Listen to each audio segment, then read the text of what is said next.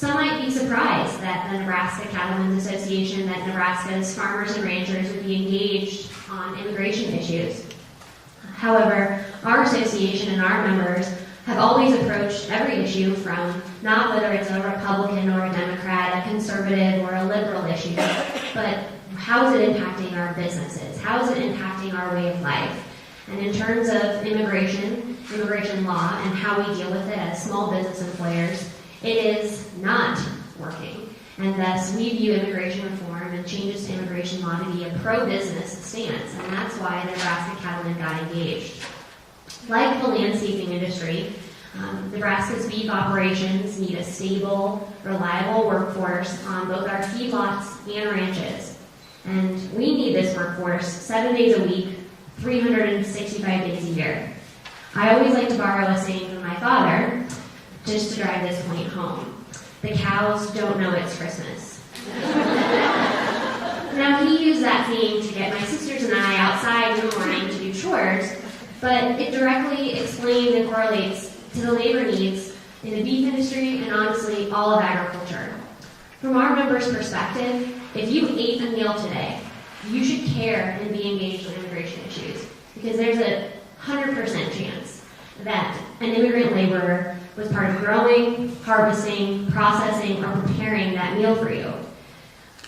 The current immigration system is extremely complex and cumbersome. It does not function for small business employers, and it certainly doesn't function for agriculture, especially animal agriculture that needs year-round employees.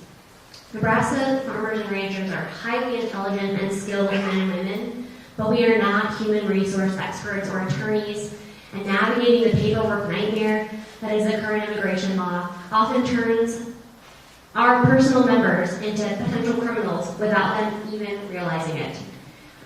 Nebraska beef producers want to hire only individuals who are legally authorized to work, and nationality makes no difference in the application process.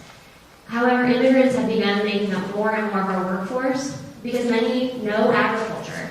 They know livestock and have the skills to work with livestock.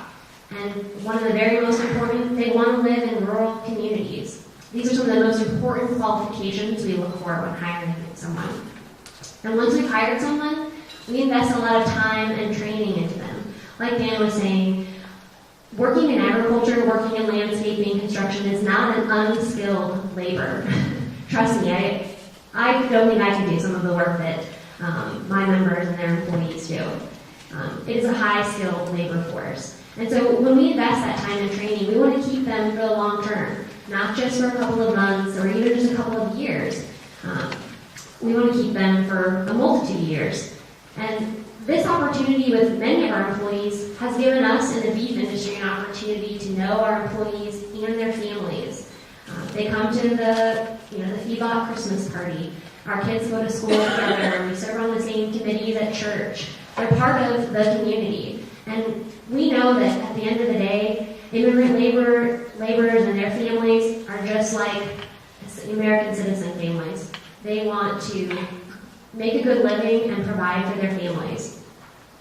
Nebraska beef producers pride ourselves on preserving a way of life that we can pass on to the next generation. And we've built up a lot of historic knowledge, thus in our businesses.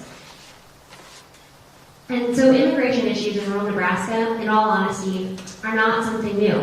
Ask someone in Scottsbluff, ask the community of Lexington, and they will talk to you about how those communities have grown and flourished based on agriculture and immigration and the natural flow.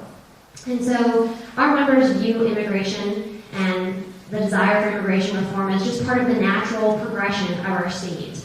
And if we can get this thing fixed, our members sincerely acknowledge and believe that the next generation of feedlot owners and ranchers in this state will be Latino, many of whom are our employees today. With that, I sincerely look forward to answering any questions you might have, and thank you so much again for having me.